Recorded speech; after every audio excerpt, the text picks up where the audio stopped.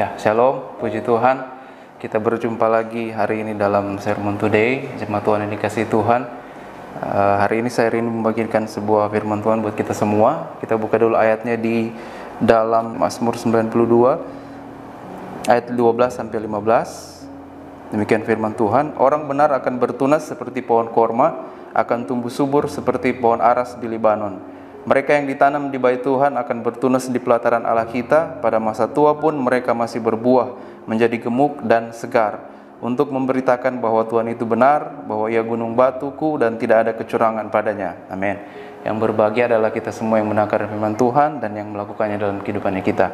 Nah, hari ini saya membagikan sebuah perenungan buat kita dengan tema Kristen Pohon Korma. Saya ulangi sekali lagi, Kristen Pohon Korma. Saya ulangi, yang menjadi nats kita pada hari ini ada di ayat Mazmur 92 tadi, ayat yang ke-12. Saya bacakan sekali lagi. Orang benar akan bertunas seperti pohon korma. Orang benar akan bertunas seperti pohon korma. Ya, menarik. Di sini firman Tuhan dipakai kata pohon korma. Mengapa bukan dipakai pohon durian mungkin, atau pohon mangga, atau mungkin pohon yang lain seperti pohon buah naga mungkin, atau mungkin pohon buah nangka yang besar, yang tinggi-tinggi. Mengapa dipakai pohon korma? Itu yang menarik, yang ingin saya bagikan hari ini, yang menarik saya juga sendiri. Mengapa sampai saya mengambil judul Kristen Pohon Korma? Kita akan pelajari hari ini. Ada 3 poin yang bisa saya bagikan melalui keistimewaan dari pohon korma ini. Yang pertama adalah pohon korma dia hidup di daerah yang tidak lazim. Dia hidup di daerah yang tidak lazim, atau ekosistem hidupnya itu tidak lazim. Dia hidup di tanah yang kering, padang pasir, dan dia banyak tumbuh di bagian Arab Saudi atau di Timur Tengah. Kebanyakan ditemukan di daerah Mesir. Mengapa seperti itu? Karena memang pohon korma ini adalah pohon yang unik, seperti saya katakan tadi. Dia hanya hidup di tanah yang berbatu-batu dan kering, tandus di padang pasir. Oleh karena itu, di bangsa kita jarang melihat pohon korma, karena memang ekosistem hidupnya itu unik. Ekosistem itu bisa dikatakan keras, karena dia hidup di daerah yang tandus dan padang gurun. Nah, itu yang ingin saya bagikan hari ini kepada jemaat semua, bahwa yang pertama poinnya yang bisa saya ambil di sini adalah pohon korma itu diibaratkan seperti kita orang Kristen yang harusnya hidup kita dalam ketidaknyamanan. Hidup kita seharusnya dalam ketidaknyamanan. Saya analogikan seperti itu. Karena apa? Karena seperti yang kita sering dengar firman Tuhan hari-hari ini, bahwa memang kita sedang berada di akhir zaman, di mana dunia itu bukan semakin baik tetapi semakin buruk. Nah, oleh karena itu benar memang mengapa Tuhan pakai pohon korma? Karena memang seharusnya kita, anak-anak Tuhan itu seharusnya hidup dalam ketidaknyamanan. Karena kalau kita merasa nyaman dalam hidup kita nyaman dalam dunia ini, berarti kita tidak bersekutu dengan Tuhan. Karena Tuhan sendiri bilang di ayat bagian lain bahwa janganlah kita menjadi serupa dengan dunia ini, tapi kita berubah oleh pembaharuan budi kita. Karena memang dunia ini akan semakin jahat, bukan semakin baik. Kita lihat ayatnya. Saya ada catat 2 ayat di sini yang bisa menjadi referensi daripada hidup dalam ketidaknyamanan. Di Ibrani 12 ayat 6, sini dikatakan, karena Tuhan mengajar orang yang dikasihinya, dan Ia menyesah orang yang diakuinya sebagai anak. Jadi Tuhan itu menghajar orang yang dikasihinya.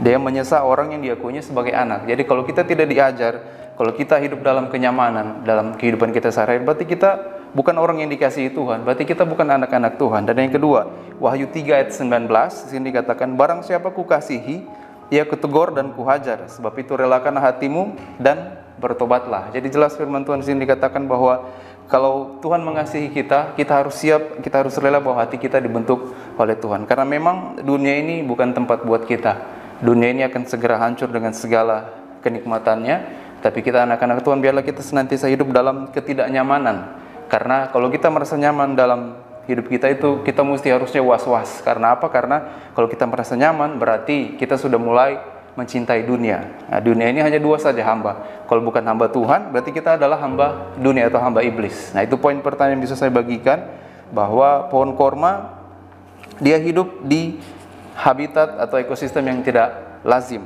Nah, poin pertamanya adalah kita orang Kristen harus hidup dalam ketidaknyamanan. Poin pertama, hidup dalam ketidaknyamanan. Ya, poin yang kedua, kita lihat ayatnya di sini katakan pohon korma awalnya pada waktu ditanam dia unik.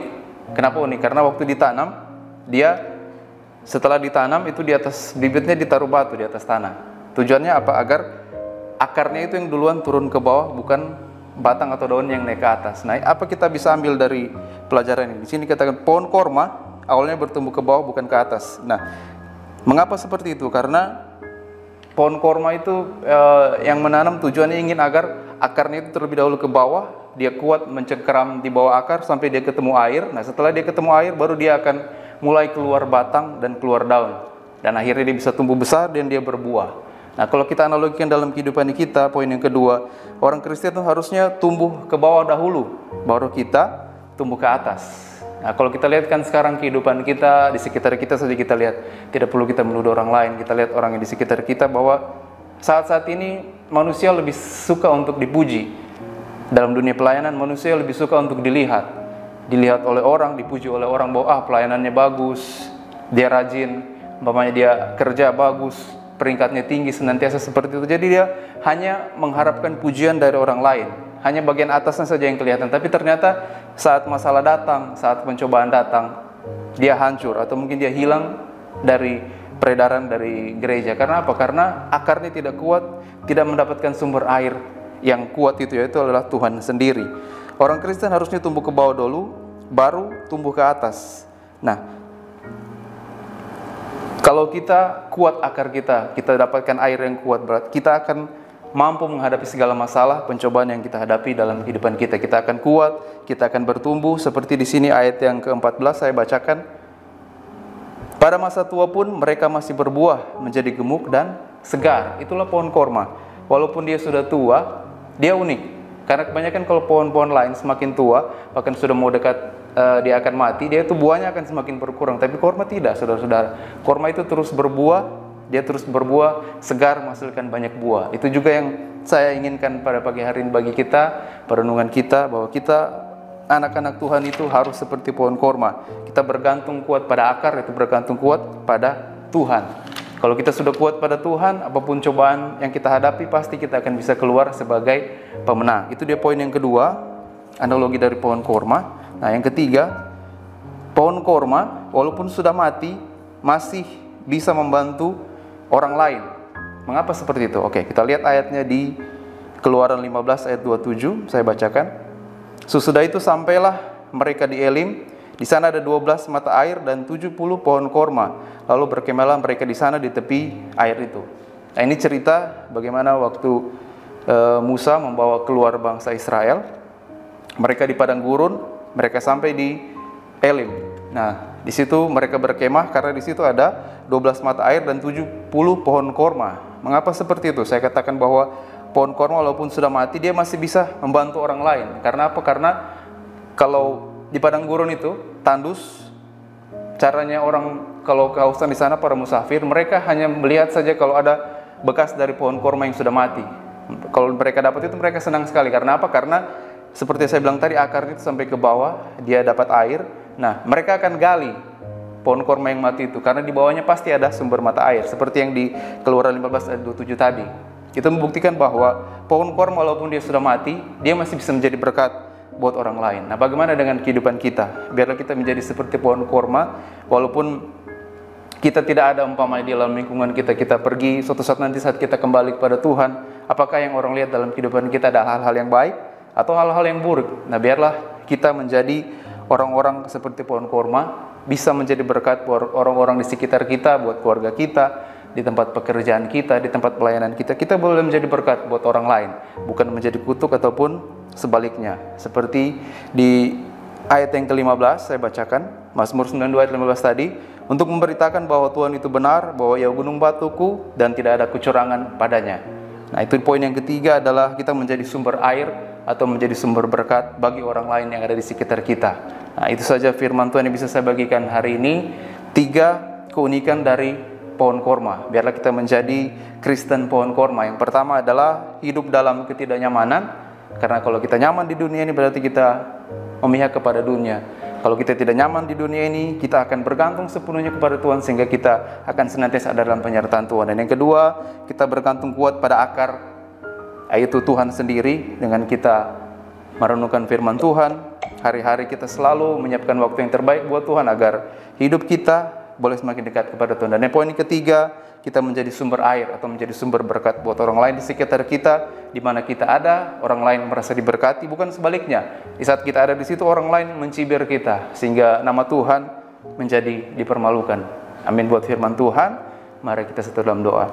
Terima kasih Tuhan Yesus, terima kasih Bapa buat firman-Mu hari ini yang sudah mengingatkan kepada kami melalui pohon korma, pohon yang luar biasa yang Tuhan ciptakan. Biarlah kami boleh menjadi anak-anak-Mu seperti pohon korma ya Tuhan. Kami boleh hidup dalam ketidaknyamanan karena kami tahu saat kami nyaman di dunia ini berarti kami menjauh daripada Engkau. Kami tidak mau ya Tuhan, bawalah kami terus biar kami boleh semakin dekat kepada Engkau, melekat kepadamu Bapa. Dan kami juga boleh Tuhan bergantung sepenuhnya kuat kepada Engkau seperti akar yang dipilih oleh pohon korma. Biar kami boleh terus kuat bersandar berharap kepada Tuhan, sehingga apapun badai pencobaan yang kami alami dalam hidup kami yakin dan percaya Tuhan senantiasa menguatkan kami, karena kami bersandar pada akar yang kuat, pada air kehidupan yaitu Engkau sendiri ya Yesus. Dan yang ketiga, Kau ajarkan kepada kami untuk kami boleh menjadi sumber air, sumber berkat seperti pohon korma. Walaupun dia sudah mati, dia tetap bisa menjadi penolong buat orang-orang yang sedang kehausan di tengah padang gurun. Biarlah kami juga boleh menjadi orang-orang Kristen yang menjadi berkat dimanapun kami berada. Kami boleh meninggalkan nama yang baik, kami boleh menjadi berkat dimanapun kami berada. Nama Tuhan ditinggikan, nama Tuhan dipermuliakan. Berkati jemaat-jemaat-Mu Tuhan yang mendengarkan firman-Mu. Sermon Today hari ini, anak-Mu terbatas adanya, tapi Kau Tuhan Roh Kudus yang kiranya menjelaskan lebih sempurna lagi kepada anak-anak-Mu yang mendengarkan firman pagi hari ini.